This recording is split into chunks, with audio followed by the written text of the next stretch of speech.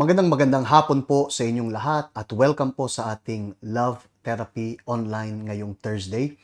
And andito kami uli once again para mag-share sa inyo ng mga lessons mula sa salita ng Diyos para i-bless yung inyong relationships, kayo ng mga married, para ma-bless yung marriage nyo, kayo ng mga single, para ma-bless yung love life nyo at kung sakaling nasa process kayo ng paghahanap ng magiging partner ninyo, tama yung mahahanap ninyo dahil Diyos ang gagabay sa inyo. Remember, na pagdating sa love life, kailangan, kung gusto nating maging masaya, of course, kailangan nating hayaan yung kalooban ng Diyos yung mangyari. Kailangan nating hilingin sa Diyos na siya yung mag-guide sa atin. Kasi kapag tayo ang nagpatakbo ng ating love life, tayo yung pumili, tayo ang nag-decide, pwede tayong magkamali. Many times magkakamali tayo. Many times. Kasi hindi natin alam kung ano talaga yung maganda para sa atin. And that's why nandito kami every Thursday kasama ninyo para pag-usapan yung patungkol sa ating love life. Okay? And for today, ang pag-uusapan natin has to do sa topic natin last week. Remember last week na pag-usapan natin yung like father, like son, di ba? Na if you remember, nasabi natin na many times kung ano yung kinalakihan natin, yun yung dala-dala natin today. And when it comes to ideologies and beliefs and habits, mga ganyan. At napag-usapan din natin na kailangang basagin yung ganun. Diba? Kasi in many cases, the reason why kumikilos tayo in that way is because yun yung natutunan natin. And many times, yun ay mali. Okay, yun ay naipasa sa atin. So, for today, pag-uusapan natin yung tungkol sa breaking the chains of relationship curses. Kasi may mga curses, di ba? Yung mga, for example, when we look sa labas, even sa family natin, we can see, Marge, yung mga curses na nangyayari. Many times, we look at our family. What do we see? We see yung mga curses sa pamilya. We see yung mga lolo, lola, for example, may problema sa relationship, like divorce. And then comes yung parents din ngayon, divorce. And now sila rin ganun, na parang yun ay nangyayari, naging normal na. Kasi lagi mo nang nakikita, so naging normal na. I can speak about sa relatives ko, sa mga relatives ko. That's what we see. Hindi ako, meron akong mga uncle, auntie na until today magkasama sila, right?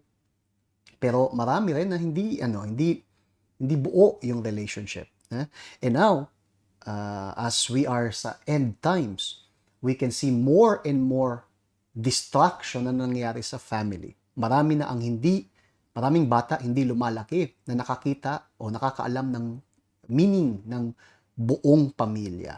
Usually, single parent we say. It's not that may problema sa single parent. Kayo ng mga single parent, if you are doing your best para sa mga anak nyo, that's very good. Ginagawa niyo yung part niyo, ginagawa niyo yung responsibilidad niyo. But the point is still correct. And what is that? Marami ang lumalaki na single parent ay naging normal na. Naging normal na ganyan. And we can say na maraming mga curses sa family like divorce and all these things na dapat mabasag if we want to see yung bagong buhay na hinanda ng Diyos for us. At mangyayari nga lang yan yung gusto natin ng bagong buhay na ipinangako ng Panginoong Hesus kung hahayaan natin yung Espiritu Santo yung mag-lead when it comes sa love life. Kasi hindi nga dapat tayo nakatuon, right? Kung ano yung mga natututunan o nakikita sa labas. Kasi sa labas ano yung mga nandun? Mga, puno ng lagi nang merong pag-aaway, separation, na parang, normal na yan na merong separation. Normal na yan na, magpapakasal kayo and then later, maghihiwalay din. Kaya nowadays, di ba, na kukunti lang yung makikita mo yung interesado na magpakasal. Kasi nasa isip nila, bakit magpapakasal kung later on din naman maghihiwalay. Nasanay na silang nakikita yun always sa paligid, maybe within their own family, na nawalan sila ng interest, they think ang problema pagpapakasal, but hindi.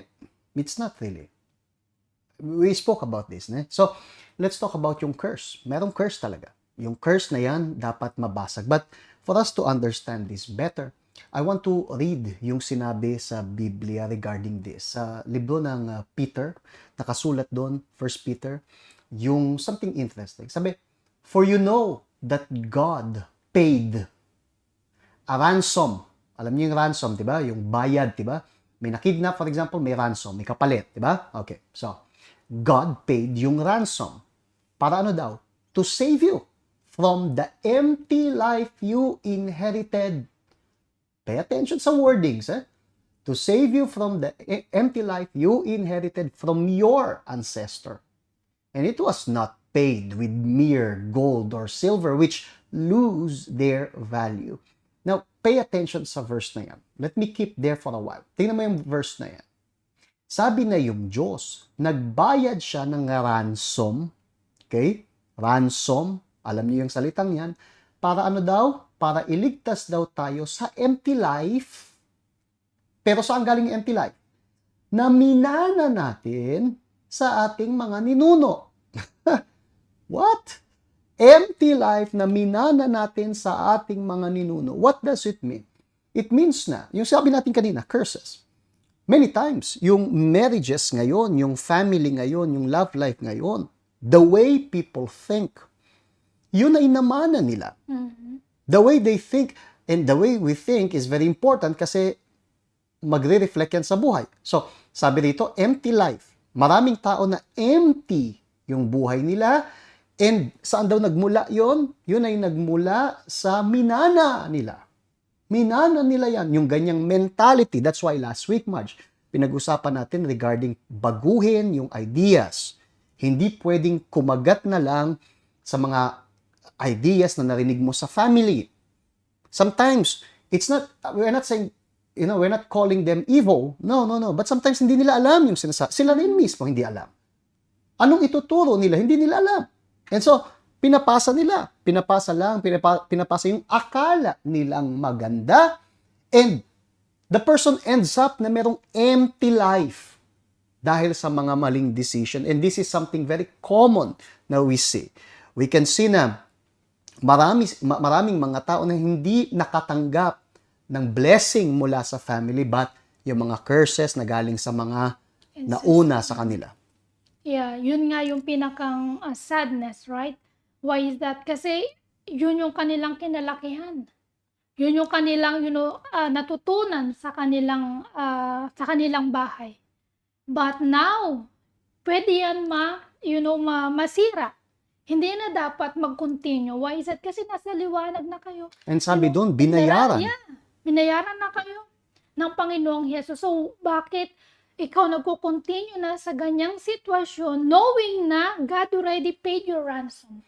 Kasi kapag sabi rito, ang ginawa ng Diyos is binayaran niya. Okay? In other words, hindi kailangan na maging alipin pa. Kasi bayad na yung piyansa, bayad na. Okay? Pwede ka nang lumaya dyan. Pero, hindi yan automatic na nangyayari. Hindi porket nagbayad yung Diyos, automatic na nangyayari. Sinabi niya, pinapaalam niya sa atin ngayon, bayad na. Because maybe, merong iba sa inyo, you think, hindi, Pastor, ganito yung love life ko kasi di ako swerte dyan. So, if you think like this, it's because you don't believe na may nagbayad na para lumaya ka dyan. Okay? Kasi, hindi na valid yung, malas ako. There's no such thing. If you believe sa ginawa ng Diyos, binayaran niya na yan. Okay? Para daw, sabi niya ron? To save you mula sa empty life. Okay? So, binayaran na yan, para nang sa ganun, wala ng empty life. And sabi pa nga dyan, it was not paid with mere gold or silver, which lose their value. So, yung binayad ni Jesus, hindi ginto. Hindi katulad sa kulungan, kung saan ang binabayad ay, piyansa, 200,000. Temporary. Isang bagay na nauubos. Ang binayad ni Jesus, yung dugo niya, para basagin yung mga curse na yan. Okay? So, if you are a believer and you still think dun sa mga old ideologies na, hindi, sa pamilya kasi namin ganito. Hindi, kasi ako, siguro yung magandang marriage, para yan kila pastor. Pero ako, hindi para sa, hindi ako tinadhana. If you speak like this because you believe this way, you don't believe na binayaran ni Jesus yung ransom. And this is something na kailangan alisin ng mga tao. Yung mga paniniwala na tinadhana sila, na curse sila na it doesn't exist kasi binayaran na. It exists, sure, pero hindi para sa mga binayaran na kasi napiyansahan ka na. Okay? Yung ransom binigay na. So, kung yung tao naniniwala pa rin ng ganito, they cannot expect yung new life na sinusulat, yung nakasulat dun sa Biblia. Kasi sabi nga dun, yung empty life na yan, magko-continue pa rin, Marge, kasi yung tao hindi naniniwala doon sa pagbabayad ni Jesus for them. Mhm. Just like yung purpose natin last week, right? Yung pass na kailangan para yun isulat sa boto, which is, sino ba yung boto? Is yung Panginoong Jesus. So kapag nakakapit ka pa rin dun sa pass mo, parang yung Diyos na ginawa niyang bayaran ka, palayain ka, parang sinasabi mo, yung binayad sa akin ng Panginoong Jesus, hindi sapat sa ginawa ko. Ang dami kong sinirang family, ang dami mga family ko, lagi nang meron silang complication sa love life. So, para sa akin, yung mga sinasabi ninyo na magkakaroon ako ng blessed na love life, hindi yan mangyayari.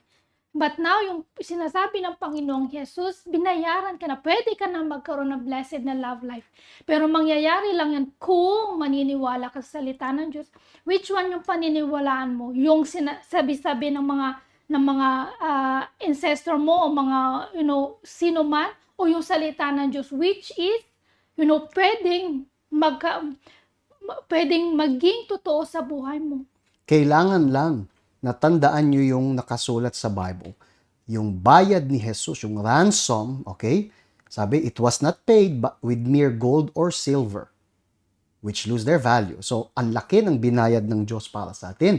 At yung binayad niya is great.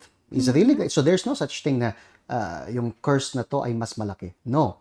But again, automatic ba itong nangyari? Porket binayaran? No. Kasi, kung babasahin natin yung susunod na verse, so verse 23 actually, anong sabi? For you have been born again, but not to a life that will quickly end. Okay? So, kailangan daw ipanganak muli. Sabi niya, your new life will last forever because it comes from the eternal living Word of God. Wow. Anong sinasabi niya? Sinasabi na yung bagong buhay daw mangyayari kapag yung tao born again, ibig sabihin pinanganak uli, alright? Hindi to simply pumunta sa church, pumunta sa born again church, no? Kailangan siya ipanganak muli and dapat daw nahayaan niya yung Word of God. Yung living Word of God yung bumago sa kanya. In other words, kailangan niyang hayaan na yung salita ng Diyos ang bumago sa kanya. And nandun yung pinaka-issue natin. Kasi marami pa ngang may gustong magkaroon ng bagong buhay, Marge. Pero when it comes sa pagkakaroon ng bagong buhay, kailangan nating hayaan yung living Word of God na magsabi kung anong dapat gawin. We cannot insist, eto gusto ko. We cannot insist, eto yung alam ko, eto natutunan ko. No. We need to allow yung Word of God na baguhin yung way ng pag-iisip natin. Kasi marami nga tayong hindi alam. O kaya naman, yung mga alam natin, mga baluktot. So, kailangan nating re-education, sabihin natin ganyan. I-re-educate yung sarili natin. Kailangan nating i-unlearn yung mga natutunan before, unlearn, right? And allow yourself to learn new things. Pero this time, new things, mga matututunan mo galing sa salita ng Diyos, hindi na galing sa family, hindi na galing sa kahit sino. Now, that is the greatest thing. Kasi, merong mga tao, they don't allow the Word of God to guide them. They insist. For example, nakasulat sa Biblia about marriage, right? Nakasulat doon, for example, yung mga lalaki, dapat daw na mahalin nila yung mga asawa nila at ibigay nila yung sarili nila. Tulad ng binigay ni Kristo yung kanyang sarili sa iglesia. Okay? Gaano karaming lalaki na hindi yan ginagawa. Ang ginagawa nila ay hindi bigay yung sarili, binibigay nila pera, sahod. Okay? Bigay silang sahod, pero yung ibigay yung sarili, like unahin yung asawa yung hindi yung manok, yung asawa yung una. Right? May mga lalaki na may asawa na, pero hindi alam kung anong meaning ng pagiging husband. Although nakasulat na sa Biblia yung dapat gawin. Ito nga, ibigay mo yung sarili mo. So, hindi. Kasi sa labas, yung mga lalaki doon, yes, sa labas, yung mga lalaki ganon. Yun yung natutunan nila. Okay? Sa labas kasi, pag kami, kahit ano na, kahit may asawa na, pwede pa rin, sumama sa mga barkada, ganon. Yes, you're correct. Sa labas. Pero yung Word of God says differently. Sa Word of God, it teaches us na ibigay yung sarili mo sa asawa mo. Mahalin mo yung asawa mo at ibigay yung sarili mo. Mahalin mo daw yung asawa mo tulad ng pagmamahal mo sa sarili mong katawan, sabi niya. And then, hahayaan nyo ba yung Word of God na magturo sa inyo kung paano maging husband? O hahayaan nyo yung barkada nyo na magturo sa inyo kung paano maging husband? You choose. If you want to be born again, if you want to have a new life, empty life maiwan, let the Word of God speak to you. What about wife? Ano bang nakasulat sa Bible about wife? Sabi, mag-submit sa asawa nila. Gusto ba ng mga babaeng mag-submit? Anong makikita mo sa labas? Empowerment. Hindi nyo kailangan ng lalaki. Yung mga lalaki, mga salot yan. Mga peste, Batugan. mga pesteng naglipa na sa planeta. Salot yung mga yan. Right? So, wag kang didepende sa asawa. Kung may asawa ka na, wag kang didepende dyan. Kailangan gawin mo yung gusto mo. Right? Ganon sa labas. Anong sinasabi uli ng salita ng Diyos? Irespeto yung asawa. Submit yourself. So you have a choice now. Mamimili, Marge. Anong pakinggan? Yung sa labas o yung Word of God? Mamimili. Kasi, sabi, we may not find a good example, okay, within our own family. This is true. Marami sa atin, yung own family natin, hindi makapagbigay ng magandang example sa atin.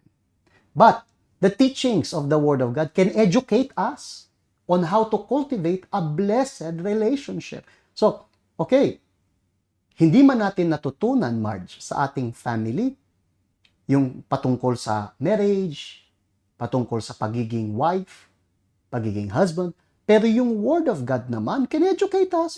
Wala problema. Kaya lang, may mga taong pinanghahawakan yung mga natutunan mula sa barkada, mula sa nabasang libro, empowerment, all these things. And that's the reason why emptiness yung pinagdadaanan ng marami. At yun nga, ito yung pinakang key point, right? Na kung kailangan gusto nyo na magkaroon ng blessed na family or relationship, kailangan yung really nakabase kayo sa living Word of God. Kasi siya yung buhay. Siya yung magbibigay ng masaganang buhay. Siya yung magbibigay ng blessed na family na gusto mo. Pero kailangan nga ng ating participation. Kung gusto nga natin na magkaroon ng blessed na family, then kailangan natin gawin yung part natin. Hindi lang yan for example, sinabi mo nga, yung mga babae o mga asawang babae, right? Nakalagay nga doon, submit yourself to your husband. And now, yung mga husband, sasabihin nila, you see, panoorin mo to. Sabi ng pastor, nakasulat sa Biblia mo na submit yourself to your husband. So, kailangan kayo mag-submit ka sa akin. Pero kailangan mo rin, yung part mo, kailangan mong pag-isipan kung ano yung part mo bilang asawa. Hindi lang kukunin mo yung mga part ng mga babaeng asawa. Submit. Kailangan mo kung ano yung sabihin ko na magpadala ka, magpapadala ka. No, kailangan mo na unang-una, tingnan mo yung sarili mo. Ginagalang ko ba yung asawa ko? Nire-respeto ko ba yung asawa ko? Para makahingi ka sa, meron kang boldness na mag-asa asawa mong babae. So, yung mga tinuturo ng Panginoong Jesus, really, yan yung gusto ng Panginoong Jesus sa atin. Pero kailangan nga ng ating participation. Hindi siya gagawa mag-isa. hindi to pwedeng tingnan like okay, so yung kukunin, sabi nga ni March, kukunin yung part nung sa asawa to submit at ibabato sa iyo. Kanya-kanyang part. Kanya-kanyang parte 'yan. Yung mga lalaki, mas actually if you think about this, mas mabigat yung sa atin kasi tayo nga yung head. Hindi pwedeng sabing irespeto ka kung ikaw mismo hindi mo binibigay yung sarili mo. You cannot do that.